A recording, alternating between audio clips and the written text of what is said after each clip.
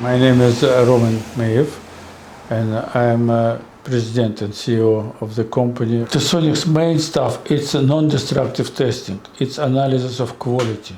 That we're strong. It's our image processing, a high-resolution imaging and characterization of materials.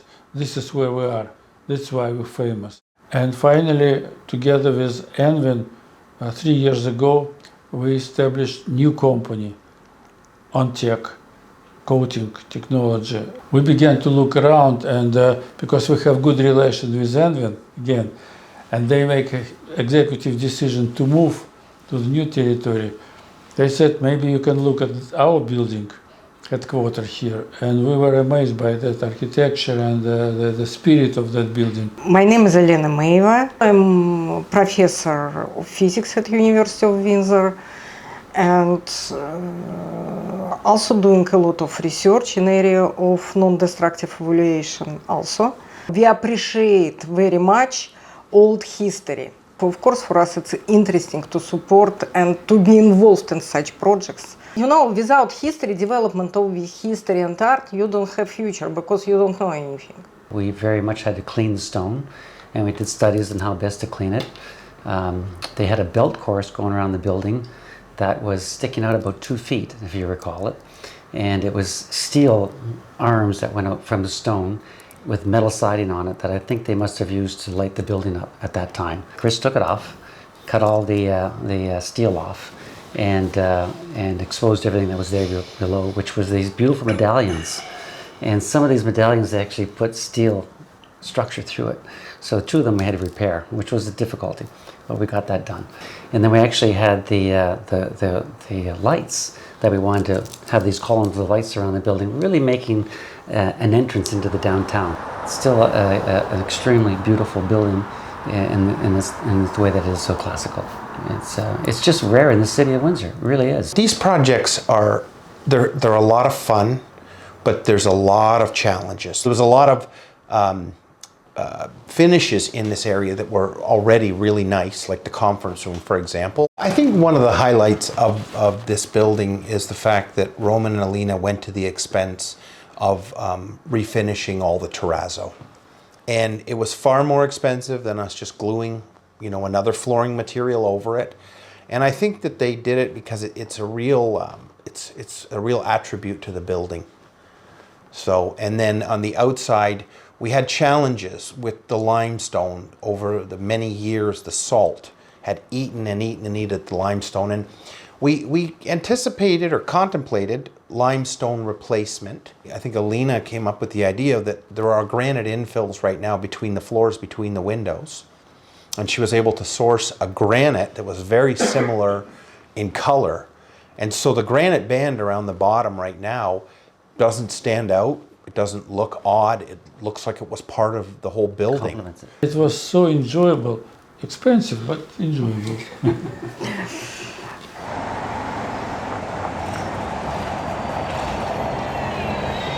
We really believe in the neighborhood, and there's not a lot of cities in Ontario or even Canada that have a neighborhood like this with so much history, so much active industry. Like, this neighborhood was started on the back of Hiram Walker and the Hiram Walker Distillery. So that's still an active running distillery today. And being able to put our mark on the Walkerville area and having such historic, beautiful buildings that were frankly decaying, and we were able to stop that and to save that. It's great to be a part of. It's much harder to build with an existing structure than it is to build just from the ground up. And we feel very proud that we're part of the Walkerville neighborhood today, and being able to put our mark on it as we are now. We're trying to transform the neighborhood as much as we can in a manner that respects the heritage here, but brings it to a modern forefront of neighborhoods in Ontario. At the time, Con was experimenting with speed to market, so this was anything but a straightforward, even adaptive renovation. They did a very skillful job. The Albert Con has the Albert Con Legacy Foundation, which is managing the 45,000 plus projects that have been done over the last 128 years now. There's a beautiful plaque that's been designed. The Rosati group is the first to purchase and support the program, and they will receive that within the next month or two.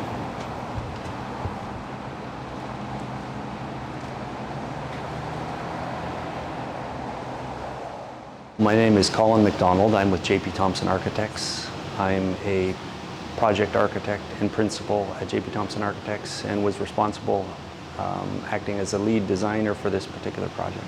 In about 2017, the school board made the very bold and brave decision to tackle this project as an adaptive reuse. So in other words, take this old building, which was effectively abandoned, more or less becoming sort of derelict, and convert it into a new K-8 state-of-the-art grade school. The school board has done a fantastic job with a lot of their older buildings, especially the pre-war buildings. So the buildings built between the 20s and the 30s and into the 40s. This building was built as the International Playing Card Company circa 1929. It was designed and built as a factory, more or less, to print, cut, and package playing cards. This building overall took a two-phase approach. Number one, meet the requirements of the heritage designation, and number two, meet the requirements of a future school. Because it was an industrial building, we really were looking to maintain the wood roof deck,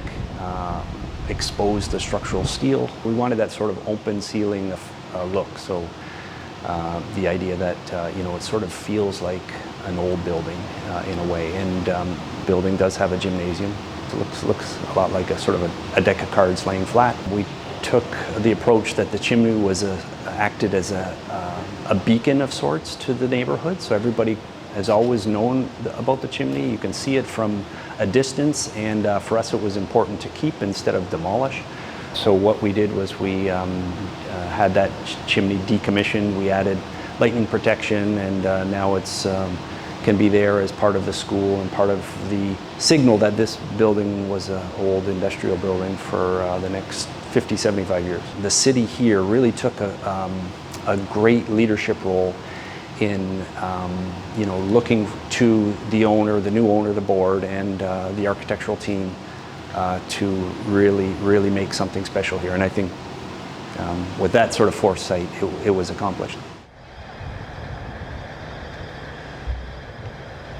The overall goal of our group is to document all the information that we can from the markers here at Windsor Grove.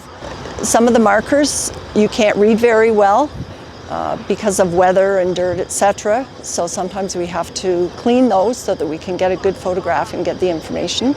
Other markers that are buried, we'll be working along in a row and we'll see that there's a large gap, but we would expect that there would be people interred here and thus possible markers. So we just start poking around and see if we can't find something hard. So there's something under there, and when we do, that's when we start digging to see whether it is a marker or whether it's just a base without a marker. We wet it down to loosen up the green on it, and then the only tools we take are plastic. You should never use anything metal that would scratch the surface of a stone. This is how we start to read it. This up here looks to be possibly a little lamb. Some of these are very illegible, and we really do try very hard to preserve the names. What we do after we're able to read it is we take digital pictures, and then it's put in a database on the Essex branch of the OGS website, and also on Canadian headstones. So anyone doing their research for their family history, if they are recognized to be in here, they should find them. It's a really cool privilege that this organization has acquired this award for the pleasure and the knowing that we have maintained family history and the history of the city. That's always been our goal.